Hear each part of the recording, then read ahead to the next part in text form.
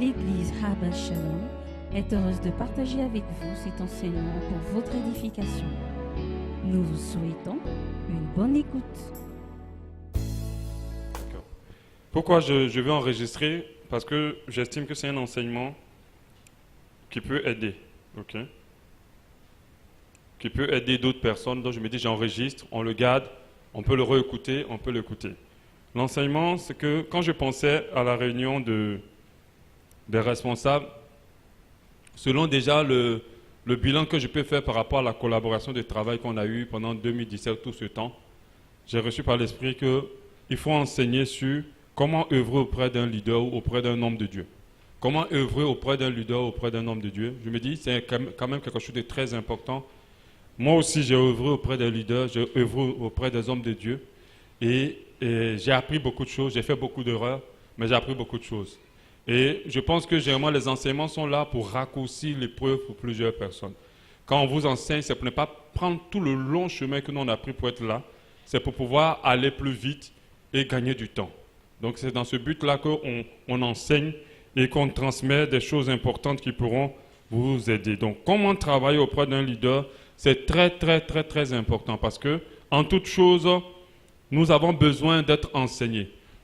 C'est important dans le sens que la parole de Dieu donne des indications. Vous voyez, si la parole de Dieu n'en donnait pas, je pense qu'on ne se serait pas très occupé de cela. C'est très important. Avant de continuer, bien sûr pour continuer, j'aimerais donner la raison pour laquelle je donne cet enseignement-là. Comment travailler auprès d'un leader. Comment travailler auprès d'un homme de Dieu.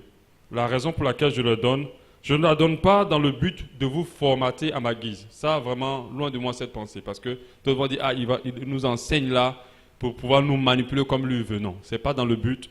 Je la donne vraiment pas dans ce sens-là. Je ne veux pas aussi imposer ma volonté à vous. Ce n'est pas ma volonté qui va être imposée, mais c'est la volonté de Christ et la volonté de Dieu qui nous est imposée à tous. Amen. Parce qu'on est enfant de Dieu, c'est très important pour nous de mettre la volonté de Dieu avant toute autre chose. Et je ne l'enseigne pas aussi dans le but d'imposer déjà ma volonté de faire de la dictature. Parce que la dictature, c'est le fait de faire et de ne jamais écouter, d'imposer tout. Je ne le fais pas dans le but aussi de dominer, d'imposer mon autorité. Parce que moi, je crois que l'autorité ne s'impose pas.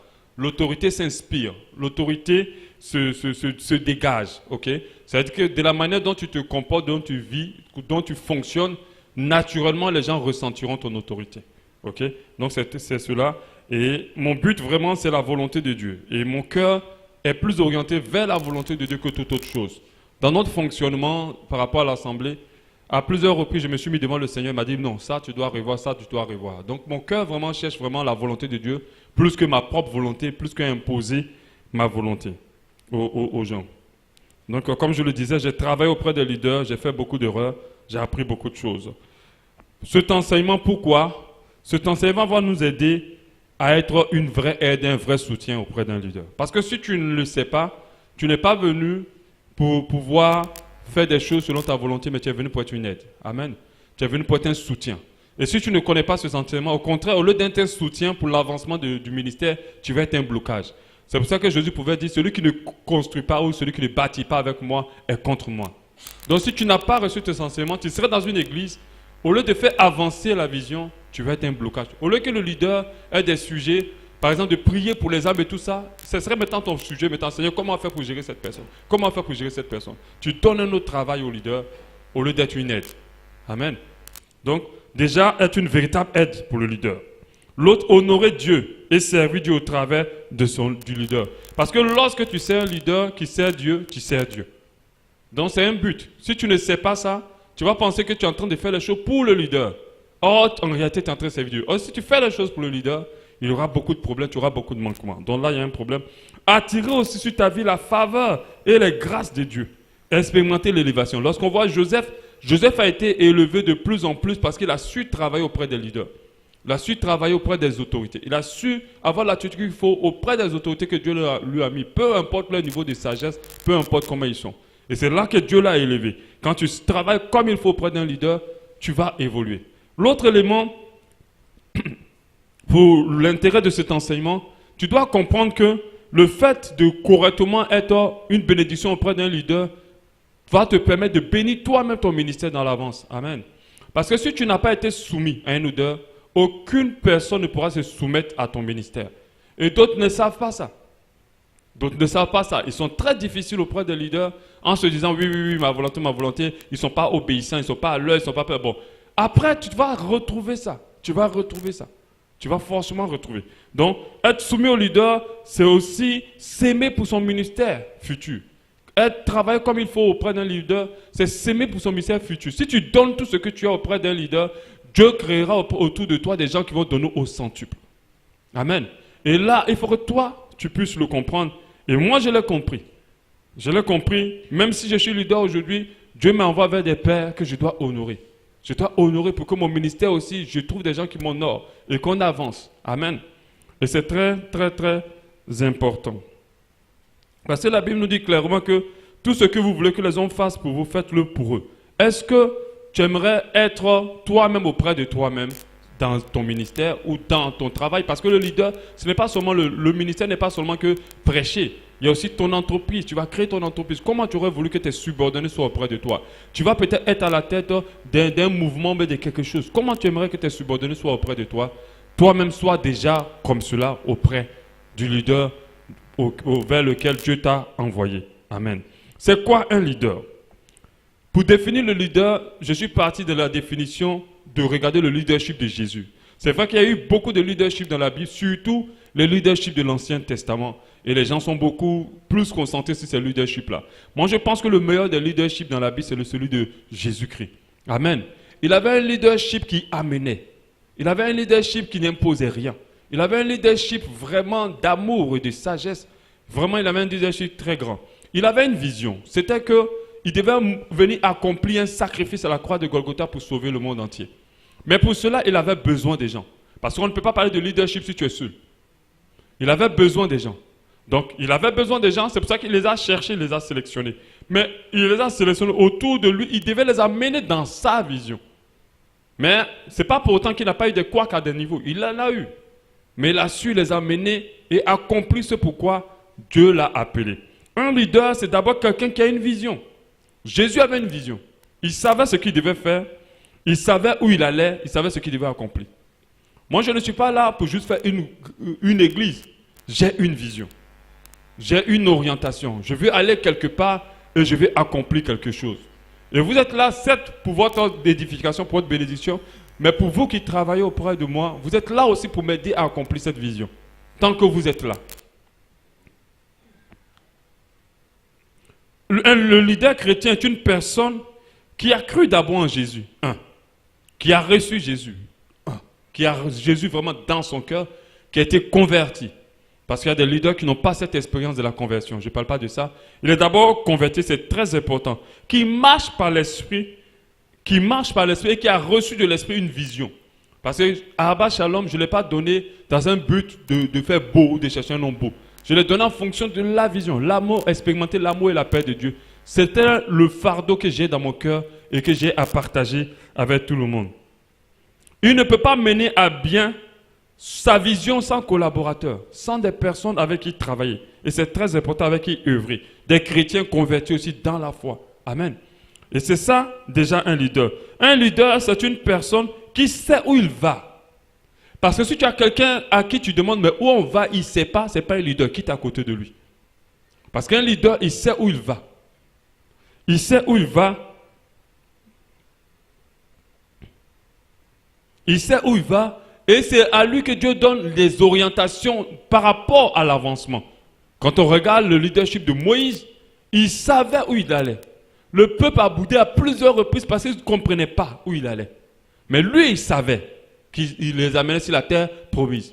Donc le leader, il sait où il va. Le leader, c'est quelqu'un qui sait comment il doit faire pour accomplir sa vision.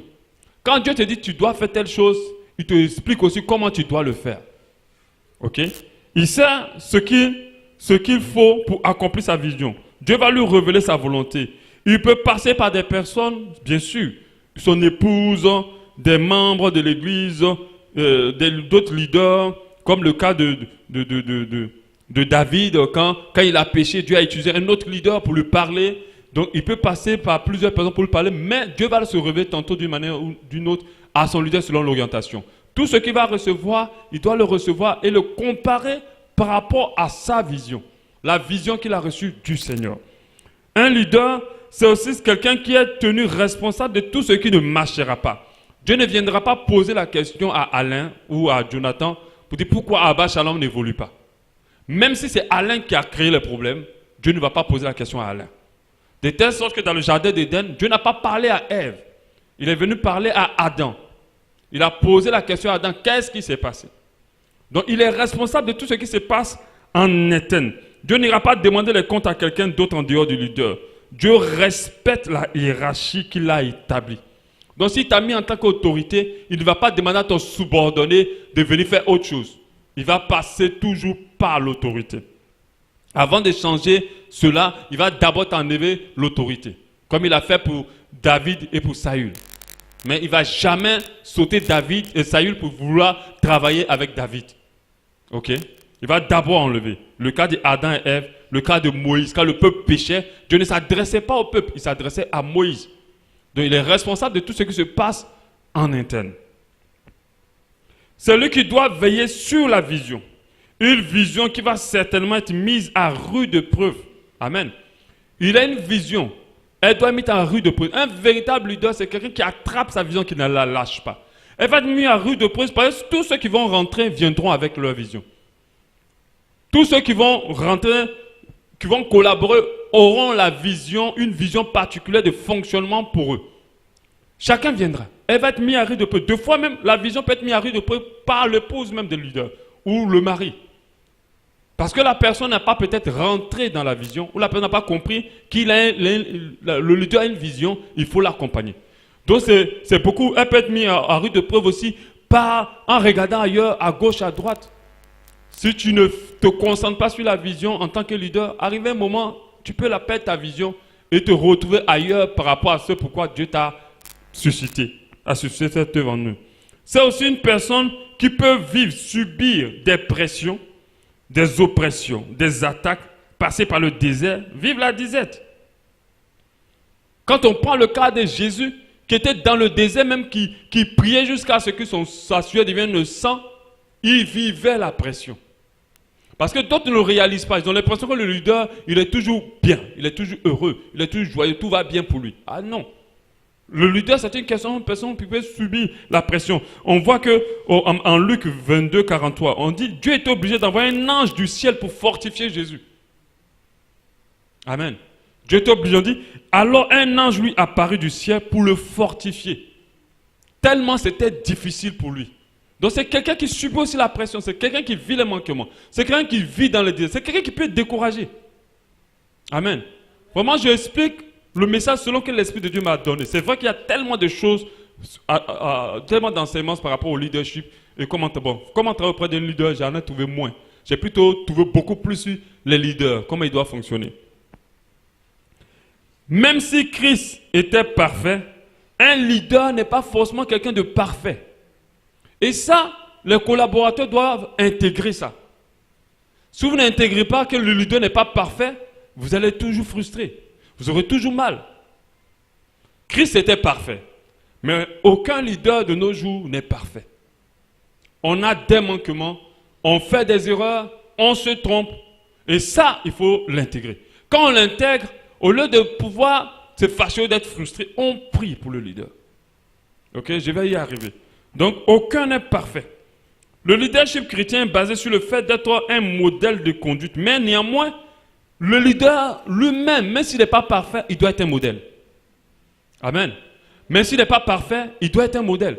C'est pas parce que tu n'es pas parfait que maintenant c'est toi qu'on va trouver en train de critiquer, c'est toi qu'on va trouver en train de être dans la calomnie, c'est toi qu'on va trouver en train de te mettre en colère contre les gens, de pas être juste, d'être malhonnête, de voler l'argent de la caisse, non. Donc il doit être un modèle même s'il n'est pas parfait. Amen. Parce que toutes les âmes ou toutes les personnes qui conduisent doivent vivre au travers de lui. Le leadership ne s'impose pas, il s'inspire au travers aussi du fait qu'on soit un modèle, au travers du fait qu'on soit un exemple. Et quand tu es un véritable exemple, quand tu dis allons-y au combat, et que toi-même tu es un combattant devant l'armée, alors ton équipe ton armée te respecte. Avant, les rois ne s'asseyaient pas dans le fauteuil pour mener des combats. Avant, ils étaient eux-mêmes parmi l'armée. C'est aujourd'hui que c'est l'inverse, ok? Puisque le leadership est maintenant un peu... Le pouvoir a pris un autre niveau. Le pouvoir n'est plus dans la puissance physique, il est maintenant dans le matériel. Ok? On va avancer. Alain, tu arrêtes ça? Ah, c'est ton truc qui sonne. Fallait mettre un mot d'avion.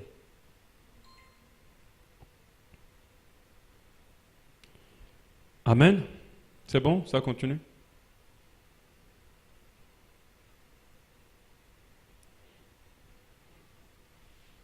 C'est bon? Voilà. Je ne sais pas si jusqu'à présent ça passe. C'est bon? L'autre élément, c'est une personne qui a du caractère. Si tu n'as pas de caractère, tu ne peux pas être un leader. Impossible. Au leadership, il y a toujours un caractère qui est associé. Quand je parle de caractère, ce n'est pas quelqu'un de dur, mais c'est quelqu'un qui sait qui il est et qui sait où il va. C'est quelqu'un qui sait transmettre sa volonté et qui sait maintenir sa volonté même quand il est bousculé. Vous ne verrez pas un vrai leader facile, un vrai leader qui est ballotté de gauche à droite. Travaillez avec les leaders, vous verrez. Pour vous, pour des personnes, vous voyez des personnes, vous les appréciez. Il peut être bien dehors, mais soit dans son intimité, tu vas comprendre qu'un leader, il a du caractère. Parce que si tu n'as pas du caractère, tu vas être à gauche, à droite, et tu ne pourras pas maintenir la voie pour pouvoir accomplir ce pourquoi tu es en train d'être, Dieu t'a suscité. C'est pour cela que beaucoup se trouvent confrontés de fois à cela. Matthieu 15, 26 nous dit,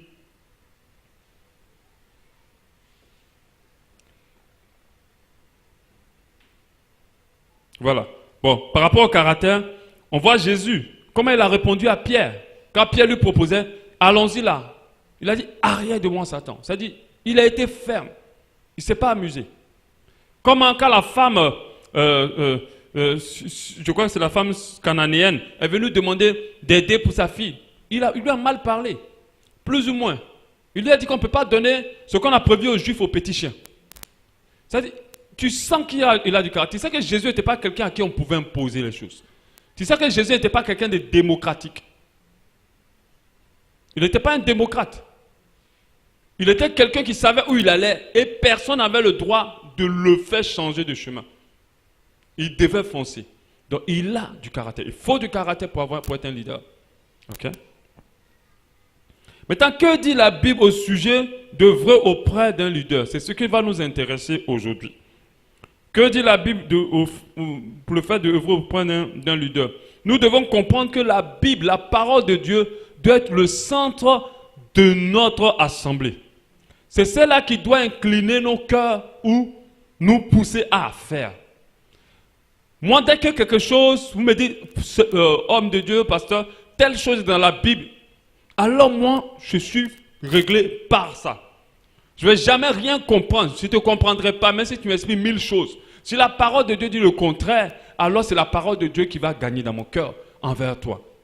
Donc nous devons comprendre qu'il nous est important de mettre la Bible au milieu de notre assemblée. Parce que ce qu'on fait, c'est une collaboration. Personne n'est là obligatoirement. Personne n'est là obligé. Tout le monde est là parce qu'il est là, de sa propre volonté. Mais quand on collabore, il faut qu'on comprenne que la parole de Dieu doit être le centre de nous. La parole de Dieu va nous permettre d'avoir ce qu'on appelle le même esprit. Parce qu'à quel moment il commence à avoir des couacs lorsqu'il y a une seule personne qui n'a pas le même esprit que l'esprit du leader. Dans ce cas, ça devient deux visions, on appelle ça la division. C'est en cela que ça tire. Ça tire à gauche, ça tire à droite. Ça, il y a la division.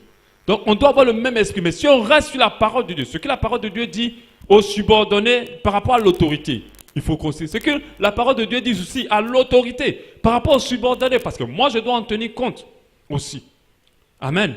Et elle va nous régir. C'est pour cela que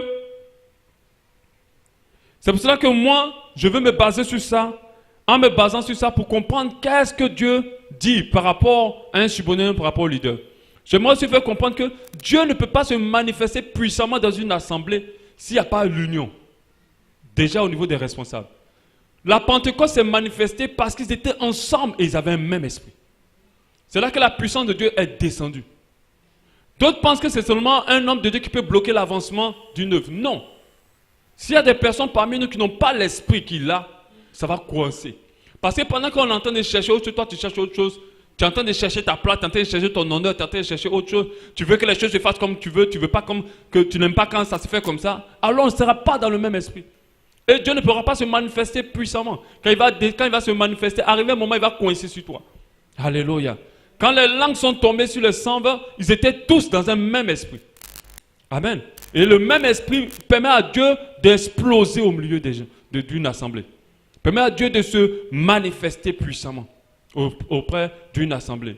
Amen. Et c'est très important pour nous d'avoir. 1 Corinthiens 1, 10 nous dit, « Je vous exhorte, frères, par le nom du Seigneur Jésus-Christ, à tenir tous un même langage. » Un même langage. Nous devons comprendre que les subordonnés doivent tenir le même langage que le leader. Ils doivent avoir la même vision, tant qu'ils sont là.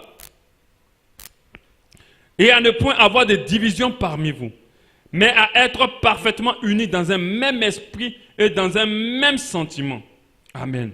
Donc on parle de division lorsqu'il y a une seule vision qui rentre, ça fait deux. Une seule vision qui rentre dans l'assemblée. Une seule vision qui rentre dans le groupe des responsables, ça fait deux. Et là, il y a un problème. Là, il y a un problème et ça peut tirer. Parce que d'un petit problème peut créer, comme on le voit des fois, d'un petit palabre peut créer le palabre de deux nations. Amen.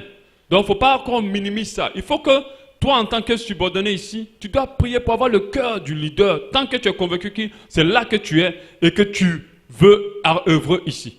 Parce que tu ne pries pas et que dans ton esprit, tu remues, tu es dans d'autres sens, alors tu empêches Dieu de se manifester pleinement au milieu de nous. Amen. Donc c'est très important. Qu'est-ce que la Bible dit par rapport au leader? Quelles sont les recommandations que la Bible dit aux subordonnés ou bien aux collaborateurs par rapport au leader? Qu'est-ce que la Bible dit? Le premier point que j'ai mis ici, j'en ai trouvé 10 dans la parole de Dieu. Le premier point, j'ai mis, tu n'œuvres pas pour le leader, mais tu œuvres pour Dieu. Je pense que ça, c'est une chose à intégrer dans notre esprit dès le départ. De telle sorte que quand le leader te dit, fais telle chose, tu te dis que c'est Dieu qui te l'a demandé. Quand le leader te dit, viens à une telle réunion, tu te dis que c'est Dieu qui t'a demandé de venir à telle réunion. Alors, tu viens à l'heure. Quand le leader te dit, soulève tes choses, tu te dis que c'est Dieu qui te l'a demandé. Pas qu'il est Dieu. Amen. Mais parce que dans ton esprit, tu dois te dire, je le fais pour Dieu. Parce que tant que tu ne te dis pas que tu le fais pour Dieu, tu vas être frustré. Tu ne peux pas être frustré contre Dieu. Mais tu peux être frustré comme un homme, contre un homme. Mais pourquoi tu es frustré contre un homme? Parce que tu as l'impression dans ton esprit que tu travailles pour un homme. Et si tu as l'impression que tu travailles, que tu es venu moi m'aider, alors tu n'as rien compris. Tu n'as pas compris même la chose qui va te permettre d'être efficace auprès d'un leader et de pouvoir entrer dans une bénédiction pour ta vie. Amen. Donc, tu ne travailles pas pour le leader, mais tu travailles pour Dieu. Tout ce que tu fais ici, tu le fais pour Dieu. Lorsqu'on lit Éphésiens 6, 5, où on parle « Serviteurs, obéissez à vos maîtres selon la chair. Vos maîtres selon la chair, avec crainte et tremblement, dans la simplicité de votre cœur. Comme à Christ. Et comme à Christ déjà. » Donc, on te dit d'obéir à vos maîtres, à ton leader, comme si tu obéissais à Christ. Non pas seulement sous les yeux pour vous plaire aux hommes, mais comme des serviteurs de Christ, qui font de bon cœur la volonté de Dieu. Après, au verset 7, il dit, servez-les avec empressement, comme servant le Seigneur et non des hommes. Servez-les avec empressement, comme servant le Seigneur et non des hommes. Donc tu dois te dire, je le fais pour Dieu. Sachant que chacun, soit esclave, soit libre, recevra du Seigneur selon ce qu'il aura fait de bien. Donc tu dois te dire dans ton esprit, je le fais pour Dieu. Je le fais pour Dieu. C'est Dieu qui me le demande. Amen. C'est Dieu qui me le demande. Alléluia. Et quand tu le dis ça, alors ton attitude, ton comportement, il est différent. Amen. Un autre élément, un autre point. Tu dois de la considération, du respect au leader, au serviteur de Dieu auprès duquel tu œuvres. De la considération et du respect. Tu dois le respecter. Moi, je ne parle pas de ces choses-là où on s'incline par terre, on se suit même, on devient ses pieds au sol devant l'homme de Dieu. Je ne parle pas de cela. Mais il faut que l'homme de Dieu ressente de ta part que tu le considères et que tu le respectes. Parce que ce n'est pas à toi de définir que tu le respectes, c'est lui qui doit le ressentir. Ce n'est pas à toi de définir que tu aimes quelqu'un. C'est la personne qui doit dire est-ce que tu l'aimes ou pas. Amen. Est-ce qu'elle ressent cet amour-là? Tu dois de la considération et du respect au leader. Tu ne peux pas lui parler n'importe comment. Tu ne peux pas lui hausser le ton. Tu ne peux pas lui désobéir comme n'importe comment. Si tu n'es pas d'accord avec quelque chose, tu dois, quand on respecte quelqu'un, on trouve de la manière. Au temps des rois, on pouvait dire au roi, notre excellence ou monseigneur, pensez-vous pas que ce serait? Mais ce n'est pas tout ce que le roi dit qu'on exécute. Parce que le roi aussi a besoin d'avis. Amen. Mais on doit donner son avis avec respect, avec considération. La parole de Dieu nous dit 1 Thessaloniciens 5,12. J'ai précisé que cet enseignement-là n'est pas seulement pour Abba Shalom. Ça peut t'aider ailleurs. Amen. Et c'est vraiment une des clés de toi-même, la propre réussite de ton ministère ou la propre réussite de tes entreprises. Si tu n'as pas appris à travailler, à te soumettre auprès de quelqu'un, personne ne se soumettra auprès de toi. Et tu vas subir les mêmes choses que tu feras subir aux autres. 1 Thessaloniciens 5,12 dit, nous vous prions, frères, d'avoir de la considération pour ceux qui travaillent parmi vous, d'avoir de la considération, qui vous dirigent dans le Seigneur et qui vous exhortent. Ayez pour eux beaucoup d'affection, c'est-à-dire beaucoup d'amour, aimez-les énormément. À cause de leurs œuvres, soyez en paix entre vous. Amen. Donc c'est que tu dois être en paix avec ton leader, tu dois l'aimer considérablement, tu dois avoir beaucoup d'affection, tu dois te soucier vraiment de son état, de lui-même. Amen. Point 3. Tu nous dois du respect à ton leader, même si tu as des positions élevées dans un domaine précis par rapport à lui. Amen. Pourquoi je dis ça? C'est très important. Parce qu'il peut se trouver que toi, tu prêches mieux que ton leader. Il peut se trouver que tu as plus de moyens que ton leader. Il peut se trouver que tu maîtrises plus la Bible que ton leader. Il peut se trouver que, tu as plus de succès dans un domaine précis que ton leader. Il peut se trouver même que ton leader soit ton employé. Amen.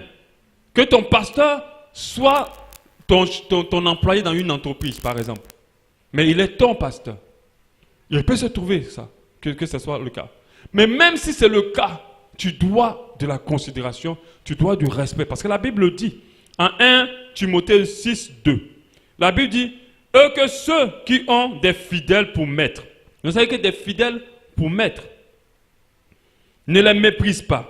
Ceux qui ont des fidèles pour maître, c'est-à-dire que ceux que tu as en dessus de toi, mais c'est eux qui te servent dans le Seigneur, mais qui te servent quelque part, qui sont un leader pour toi. Sous prétexte qu'ils sont frères, mais qui le servent d'autant mieux que ce sont des fidèles et des bien-aimés qui s'attachent à leur faire du bien. Enseigne ces choses et recommande-les. Donc, on doit respecter, même si la personne, tu as un niveau élevé. Moi, je me rappelle, quand j'étais sous couvert de leadership, j'avais un petit problème. C'est que tellement Dieu m'a fait la grâce quand même d'avoir de la connaissance rapidement à certaines choses. Donc, il m'arrivait de dire, mais lui, là même, mais il aurait dû, avec le leader. Et des fois, quand tu t'assois dans la prédication, c'est pour juste récolter ce qu'il n'a pas pu faire et que tu aurais pu faire mieux que lui. Et ça, c'est une ruse terrible du diable pour te mener dans l'orgueil et tu résistes aux orgueilleux. Il sera bancal comme il est, mais il va aller loin. Toi, tu auras toute la connaissance, toute la capacité, mais ton ministère va cracher. Vous comprenez? Parce que c'est Dieu qui fait grâce, mais il fait grâce aux humbles. Alléluia. C'est de l'orgueil de se sentir mieux ou de pouvoir regarder un leader en se disant que je pourrais faire mieux que ça. Même si tu ne le dis pas, mais si ta pensée le reçoit, tu es en train d'être trompé par le diable. Donc fais très attention. Moi, ça c'est le truc qui m'a beaucoup fatigué. Par la grâce de Dieu, j'apprends à regarder les leaders avec un regard de respect. Alléluia. Donc, quand on définit, vous avez vu à plusieurs reprises, ils ont utilisé le mot maître. Le mot maître, la définition, selon la Bible, c'est un professeur. Ça définit un professeur. Le maître dans le Nouveau Testament, ça définit celui qui enseigne les choses de Dieu et les devoirs aux hommes. Donc, c'est quelqu'un, dès que quelqu'un t'apprend quelque chose ou te conduit dans quelque chose, dans la parole de Dieu, selon la définition du maître, c'est un maître. Mais c'est vrai aussi, c'est celui de qui on dépend. Le vrai niveau, la vraie définition du maître, c'est celui qui on dépend. Quand tu as un serviteur, par exemple, quand tu as une servante dans ta maison, tu es sa maîtresse. Ok? Mais ce n'est pas le cas. Mais maître aussi est défini aussi pour celui qui enseigne, celui qui apprend, celui qui guide, celui qui oriente. C'est un maître. C'est pour ça que tous les versets où on parle de maître ont raison d'être ici. Amen.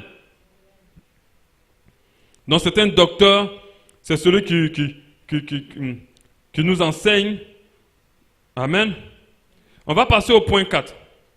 Au point 4, la parole de Dieu nous dit en Tite 2,9, exhorte les serviteurs à être soumis à leur maître, donc à leur leader, à leur plaire en toutes choses, à ne point être contredisant. Le quatrième point, tu ne peux pas contredire ton leader. Tu ne peux pas contredire ton leader. Quand il dit, on fait telle chose, et que tu dis, mais non, c'est pas cela, je ne pense pas que ça... Tu ne peux pas. Même si tu as une idée que tu estimes être bonne, il y a une manière de proposer ton idée. Mais tu ne peux pas être dans la contradiction. On n'a pas dit que tu n'as rien à dire au leader. Mais il y a une manière de proposer au leader. Tu ne peux pas. Si le leader te dit, fais telle chose ou on fera telle chose, tu vas dire, non, non, non, non, ça, en tout cas, je ne suis pas dedans. Moi, non, non, non, non. Tu ne peux pas. Je refuse, je ne peux pas partir. Non, tu ne peux pas. Si tu n'es pas d'accord, tu l'appelles de côté et tu dis, ah, mais tu penserais vous, tu ne penses pas, ou bien quoi. Vous essayez de comprendre. Mais il faut que ça rentre dans un esprit de proposition. Mais la contradiction vient de l'orgueil. Quand tu dis toujours non, tu es orgueilleux. Quand tu contredis, tu es dans l'orgueil. Quand quelqu'un te dit on va comme ça, tu le suis. Ce n'est pas toi qui as reçu la vision, c'est lui qui l'a reçue. Maintenant, si tu estimes qu'il y a un problème, tu peux dire, ah, mais tu penses-tu pas qu'on devrait faire comme ça? Qu'est-ce que tu en dis? Il dit, non, non, si tu dis, non, non, non, on va quand même rester quoi? Alors tu suis. Tu ne peux pas contredire un leader. Parce que tout part du fait que toi, tu as la conviction que celui qui est en face de toi est réellement de Dieu. Parce que si tu n'as pas la conviction, alors ne reste pas là à détruire ta vie. Quitte. Vas-y ailleurs. Quand tu es convaincu que celui qui est devant toi en tant que leader est conduit par l'Esprit de Dieu, alors suis-le. Parce que des fois, Moïse pouvait amener le peuple, mais ils ne comprenaient pas où Moïse les amenait. Et ils n'ont pas obéi. Mais avec Moïse, ils ont eu les plus grands miracles possibles. Amen. Ils pouvaient sur des chemins où ils pouvaient avoir faim. Mais après, ces chemins-là débouchent sur un terrain de manne, débouchent sur un terrain de miracle, débouchent sur un chemin d'abondance. Amen. Donc, Dieu peut amener le leader à t'amener quelque part que tu ne comprends pas, mais il t'amène quelque part. Il faut lui faire confiance.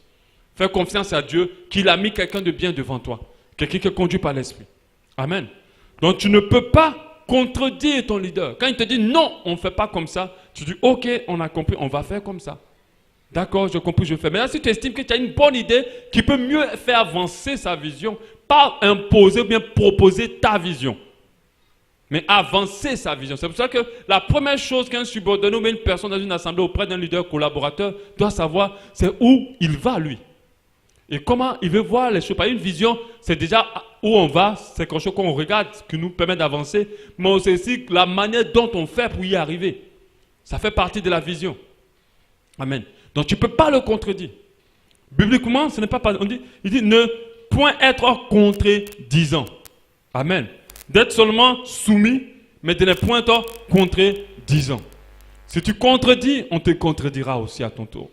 Et tu verras ce que ça fait. Ce qu'on sème, on le récolte. Et des fois, on le récolte au centuple. Amen. Point 4, point 5 plutôt. Tu dois être soumis à ton leader, peu importe la dureté de son caractère. Quand j'ai vu ce passage-là, j'avoue qu'au départ, c'est quelque chose que je n'avais pas compris moi-même. Mais je bénis Dieu qui m'a fait comprendre à temps pour pouvoir le réaliser.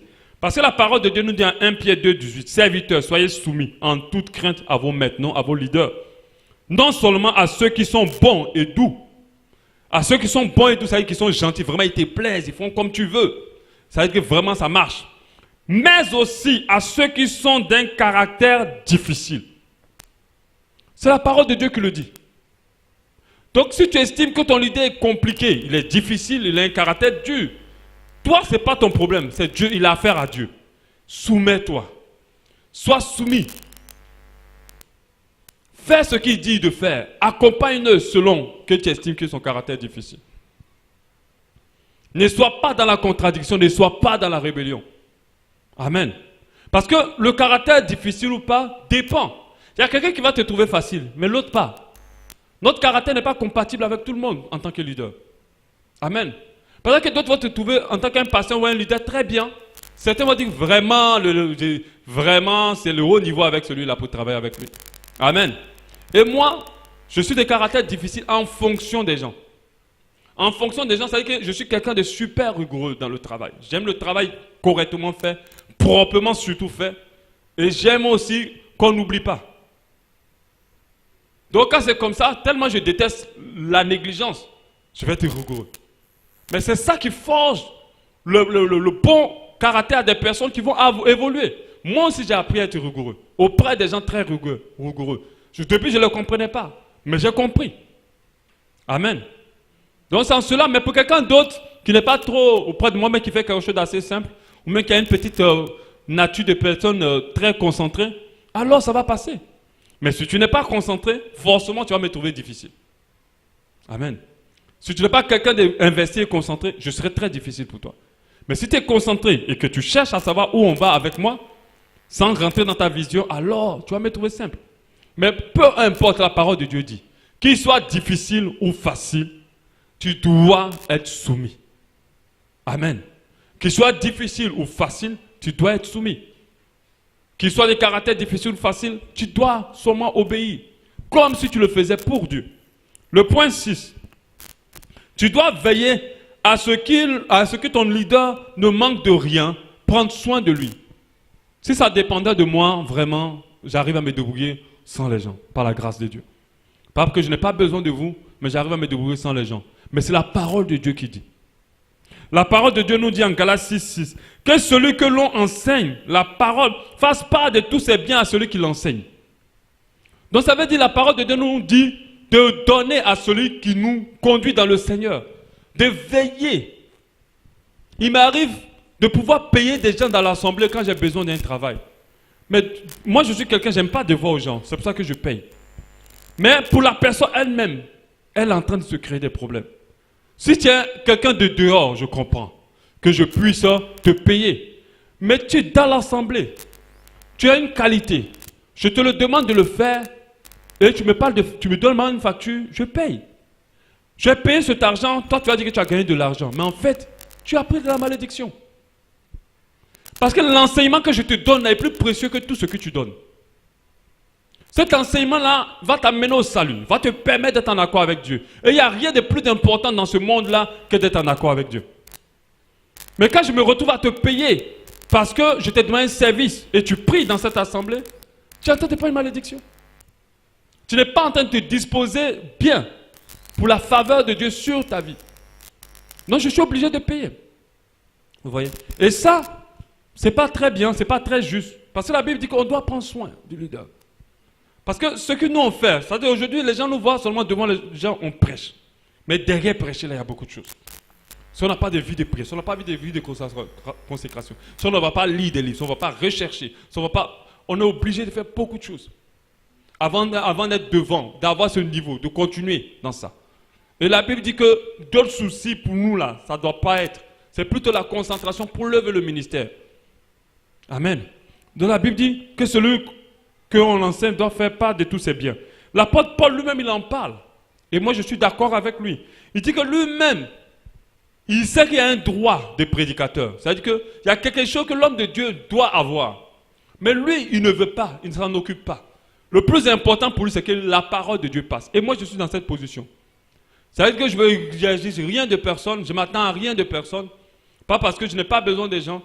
Mais je préfère, mais la chose la plus importante, c'est que ce qui va réjouir plus mon cœur, ce n'est pas que quelqu'un m'ait signé un chèque de 20 millions. Un chèque de 20 millions. Mais c'est de voir des gens vraiment transformés. Des cœurs vraiment changés. C'est ça mon plus grand fardeau. C'est ça qui va réjouir. Au moins, je sais que tous les jours, je me lève tôt le matin pour prier. Les messages que je fais là, ce n'est pas zéro. Je peux avoir les 20 millions. Les 20 millions, ça les claque du jour au lendemain. Mais se trouver devant le Seigneur pour dire que Seigneur, tout ce que tu m'as confié, j'ai reçu seulement amener 2 à ton royaume. C'est grave. Amen. C'est grave. Je vais amener la majorité, sinon la totalité au Seigneur. Amen. Et Paul pouvait dire en 1 Corinthiens 9:18, quelle est donc ma récompense? C'est d'offrir gratuitement l'évangile que j'annonce, sans user de mon droit de prédicateur de l'évangile. Mon droit de prédicateur de l'évangile. Ce droit-là, c'est que tous ceux qui l'enseignent doivent lui faire part de leur bien. Amen. Sans user de cela. C'est pour ça que quand le pasteur se dit, donne-moi telle chose pour te... Ne dites pas que le pasteur est en train de prendre forcément dans la caisse. De toute façon, je ne suis pas de cette nature. Mais c'est son droit d'enseignant. C'est son droit de prédicateur. Dans d'autres assemblées, toute la dîme est pour le pasteur. Toute la dîme. Moi, je connais des amis pasteurs, toute la dîme est pour le pasteur. Le pasteur Georges pouvait les appeler les dîmovores. Alléluia. Mais c'est grave. Un peu, je ne les juge pas. Surtout que c'est quand même pour les besoins de la... On sait que les grands montants sont dans la dîme. Généralement. Si tu prends toute la dîme pour bouffer, l'église a quoi? L'église n'a plus rien. Toute la dîme, c'est pour le pasteur. Mais on ne peut pas les juger parce que c'est écrit dans la Bible. S'ils ont décidé de prendre toute la dîme, dîme, c'est bon. Dieu n'aura rien contre eux. Amen. Pas c'est écrit. On dit fasse bien de tout, c'est pas. On dit droit des prédicateurs. Amen. Maintenant, après, il ne faut pas arriver à un niveau où on est cupide. Là, c'est autre chose. Alléluia. Point 7. Lui être soumis en tant que ton autorité spirituelle devant Dieu. Donc, on doit être soumis à son leader. 1 Pierre 5, 5. De même, vous qui êtes jeunes, soyez soumis aux anciens. Et tous, dans vos rapports mutuels, revêtez donc l'humilité. Revêtez-vous d'humilité. Car Dieu résiste aux orgueils, mais il fait grâce aux hommes. Tu ne peux pas travailler auprès d'un leader en étant rempli de toi. Ce n'est pas possible. Moi-même, où je suis là, je sais les personnes qui sont remplies encore d'eux auprès de moi. Je sais ceux qui sont humbles. Je sais. Quand tu veux quelque chose, quand tu as besoin qu'on t'aide, il y a des regards, il y a des personnes sur lesquelles tu ne peux pas tourner le regard. Parce qu'elles n'ont pas la disposition. Parce qu'elles sont encore remplies d'elles. Et tu ne peux pas être dans une vision en étant rempli de toi. Quand il te dit fais ça, tu fais. Quand il te monte ici, tu te montes. Si tu as un problème, tu dis ah, parce que tu ne penserais pas que ça serait bien. Attends. Tu lui expliques. Et puis elle dit ok, non, quand même fais, tu fais. Alléluia. Quand tu obéis comme ça, c'est en cela que la faveur de Dieu se déploie sur toi. C'est en cela que tu sèmes pour ton ministère. Parce que tout ce que tu es en train de faire, tu vas en trouver dans ton ministère. Et tu verras ce que ça fait réellement. Amen. Donc il doit être soumis, il doit être rempli d'humilité. 8. Tu ne dois rien faire contre le leader. Rien contre. Rien contre. C'est tout ce que tu as à faire, ça ne doit jamais être contre le leader. Tu ne dois rien faire de mal au leader. Tu ne dois rien faire de mauvais contre le leader. La Bible nous dit en 1 Chronique 16, 22, ne touchez pas à mes oins, ne faites pas de mal à mes prophètes. Tu ne dois rien faire contre lui. Rien. Psaume 105 dit la même chose et ils ont répété ça à plusieurs reprises. Ne faites pas de mal, ne touchez pas à mes oins. Donc tu ne dois rien faire contre lui. Tu ne dois rien faire dans un désintérêt pour lui. C'est-à-dire que ce n'est pas utile, c'est mauvais pour lui. Tu ne dois rien faire contre lui. Tout ce que tu dois faire doit être bien envers le leader. Tu dois lui faire du bien et non du mal envers le leader. Point 9. Jamais le calomnier, ni le critiquer. Ni critiquer sa manière de faire, ni critiquer ses décisions, ni critiquer ses choix. Quand on parle de critique, généralement, dans notre cas, c'est généralement dans le dos de la personne. Si quelqu'un veut me voir pour dire, ah pasteur, je pense que ce que vous voulez faire là, ou tu veux faire là, vraiment, parce que je pense que ça ne va pas être bon, est-ce que c'est bien, est-ce que voilà. Ça, je pense que c'est une critique qui est devant, là c'est juste. Mais lorsque tu te trouves avec quelqu'un, le pasteur là, vraiment, lui-même il est dur, il a un caractère on supporte. Ah, le pasteur là aussi, il prend des décisions, il ne nous informe pas, il nous met sur le fait accompli. Tout ça, ce n'est pas bon. Quand tu fais ça, tu attires la malédiction sur ta vie. Quand tu fais ça, tu ne te disposes pas en faveur par rapport à Dieu. Ce n'est pas pour que tu aies la crainte de l'homme de Dieu. C'est pour que tu aies la crainte de Dieu. Parce que Dieu, là, il se sert de cet homme-là pour toi. Si un jour, ton leader était une source de bénédiction pour toi, alors à cause de ce une fois-là seulement, tu lui dois du respect. Tu ne dois jamais dire quoi que ce soit du mal à son dos. Si tu veux aller loin, être béni dans ta vie. Amen. Donc, tu ne dois rien dire. Quand on avait Myriam et Aaron, elles ont calomnié Moïse, qu'il a marié une femme égyptienne. Et même, ce qui était même un peu méchant, elles ont même dit même, est-ce seulement par Moïse que l'Éternel parle? Ils ont même dit que, est-ce que c'est seulement Moïse qui parle de la part de Dieu? Nous aussi, on parle de la part de Dieu. Là, ils ont été quand même un peu calomniateurs, ils ont été un peu méchants. Et Dieu a dû frapper Myriam. Il a tapé. Or que les deux étaient des parents de Moïse. C'est pour ça que vous comprenez que ce n'est pas parce que quelqu'un est parent que il peut se permettre des choses. Dieu a frappé.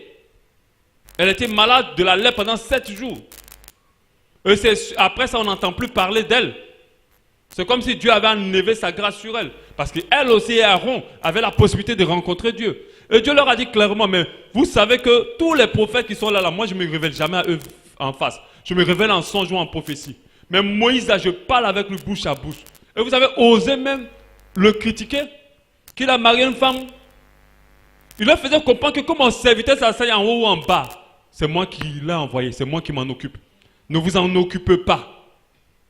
Qui décide seulement de prêcher maintenant en étant monté sur toutes les chaises et ce n'est pas joli. C'est moi qui m'en occupe. Ce n'est pas vous qui l'avez envoyé, c'est moi qui l'ai envoyé. Est-ce que tu peux aller dans la maison et quelqu'un frapper sa ménagère parce qu'elle a pas bien nettoyé le salon? Non, parce que sa ménagère ne travaille pas pour toi.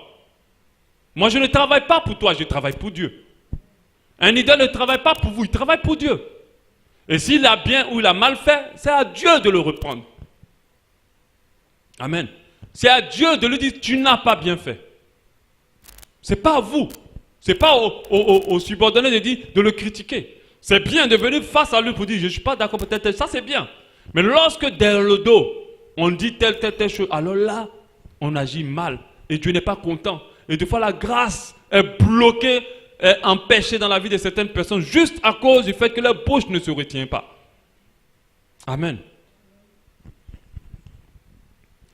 Un autre élément, le dernier point que j'ai pu retrouver dans la parole de Dieu, il faut prier pour le leader, il faut prier pour l'homme de Dieu fréquemment.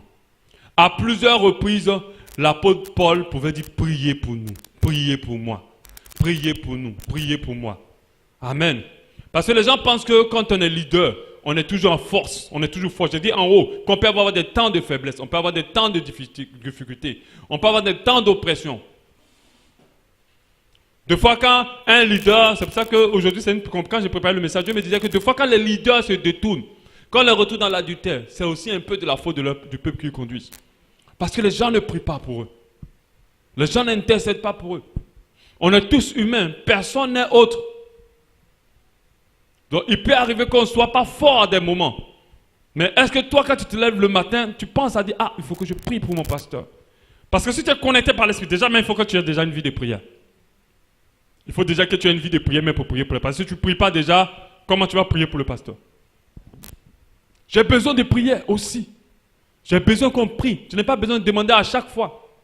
Mais il faut aussi se lever pour dire, je prie pour mon leader. Et moi, j'ai beaucoup prié. C'est-à-dire que c'est vrai qu'il m'arrivait beaucoup de critiquer, de le pasteur aurait dû faire ça. Mais je priais.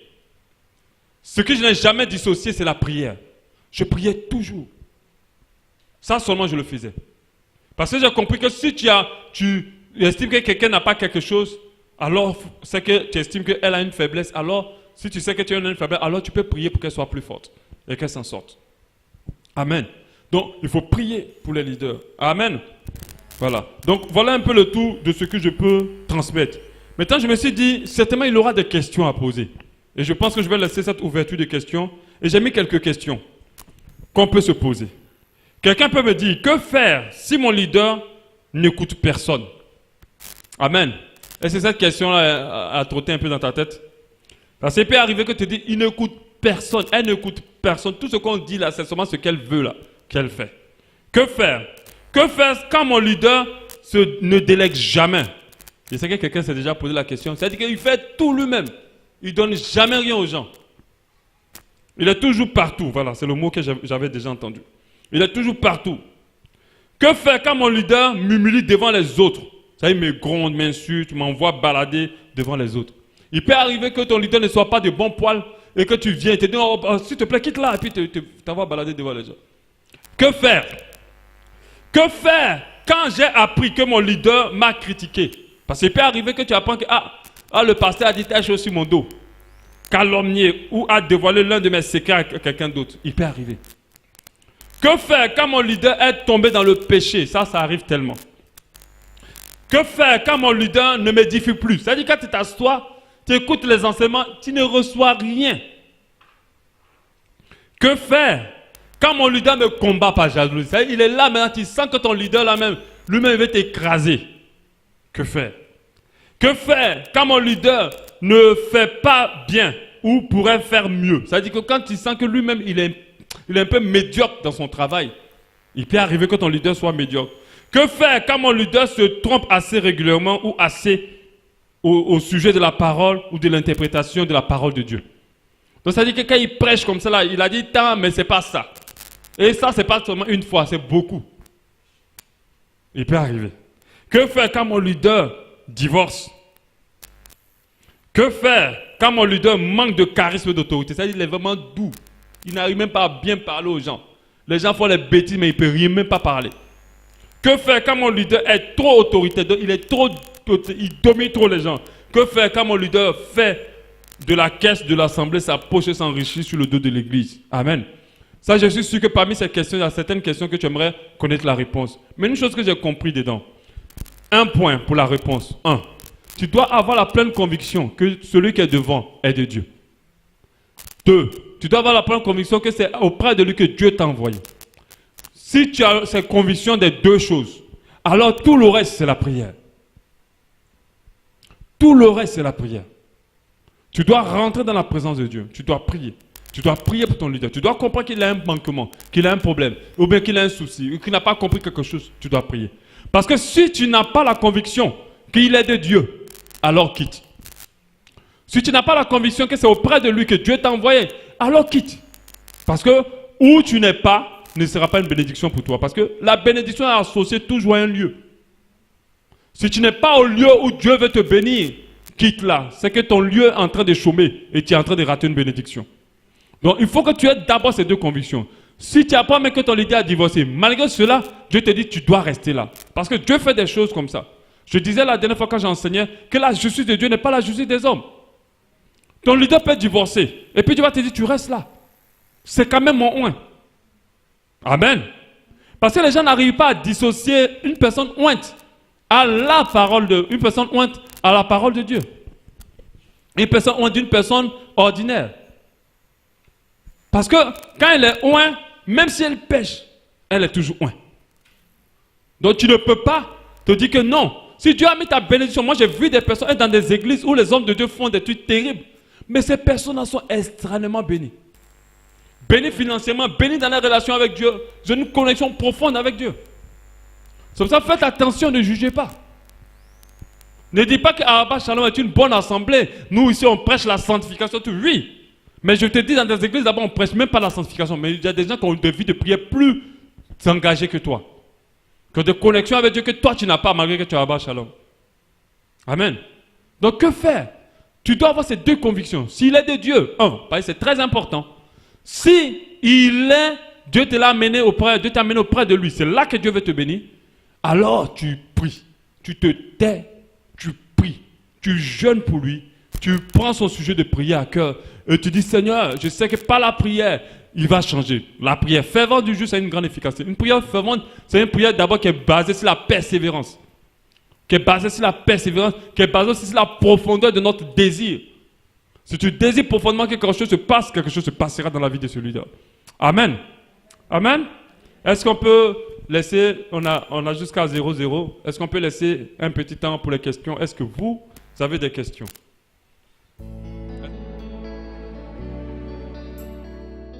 L'Église Abba Shalom remercie le Seigneur pour cet enseignement qui perfectionnera votre foi.